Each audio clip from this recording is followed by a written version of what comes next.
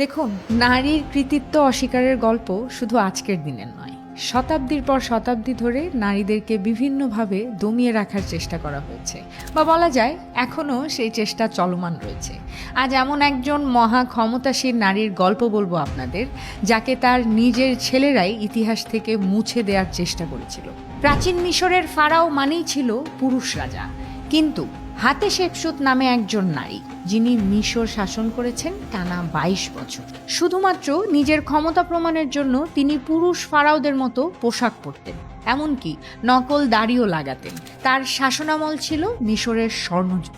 কিন্তু তার মৃত্যুর পর তার নিজের ছেলে এসে হাতেশেপসুতের নাম নিশানা ইতিহাস থেকে চিরতরে মুছে ফেলার চেষ্টা করে। তার মূর্তিও ভেঙে ফেলা হয়, মন্দির থেকে খোদাই করে তার নাম পর্যন্ত মুছে ফেলা হয়। কিন্তু কেন?